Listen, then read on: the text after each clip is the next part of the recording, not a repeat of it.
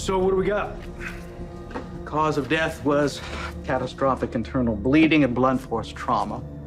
There were injuries to his neck, vertebrae, fractured jaw, and extensive damage to the skull. There was bleeding on the brain, as well as a hemopericardium and a cardiac tamponade.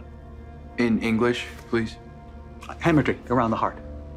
So what could cause that? Like a fall or an attack? Now, the injuries were consistent with a pedestrian being hit at a high rate of speed by a large vehicle. Must have been a truck or an SUV. Was the deceased impaired in any way? Well, the preliminary autopsy indicates no contributing factors. There was no alcohol in his system, and he wasn't under the influence of drugs. What about medical conditions? Well, body showed no signs of suffering from any maladies or terminal illness. There wasn't any indication in the preliminary blood work that he was on medication for depression, so I can't think of a reason a relatively healthy man would step in front of a speeding vehicle. Maybe the vehicle was aiming for him. According to CSI, there are no tire tracks or skid marks. So if he was hit by a car, there's nothing to indicate the driver swerved or tried to brake. What about traffic cameras? Unfortunately, it was a rural stretch, not covered by cameras. We'll have them canvas here. There's got to be a building or a gas station somewhere with a camera. They're already on it. Oh, but there was something interesting. Get this. The guy had 3 IDs on him. You check them out? Yeah, and they're all legit.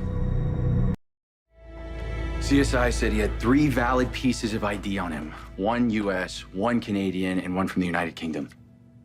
What, were they aliases or all the same name? All the same name, which makes it even more confusing. Yeah, especially because you can't be a resident of 3 different countries.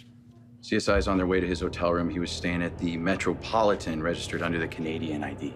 All right, run his DNA through CODIS and check his fingerprints too, I guess. We'll run it through every database we have. Yeah. Hey, Chase, be sure to flag it for intelligence services too. So what else can you tell me about the condition of the body? As I said, there were multiple traumatic injuries, but there was one thing that stood out. He had a significant bruise on the left heel. Is that unusual? Actually, yes, since it was starting to callus.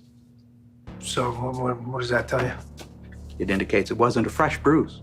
And it certainly didn't come from the impact of the vehicle striking him. I found that odd. So we looked into his left shoe, and we found this under the lining. Can you do me a favor and bag that? Thanks. And don't mention this to anyone, if you don't mind. Thank you. Hey, we got a hit. Fingerprints match up with the UK ID. Jameson Forsyth.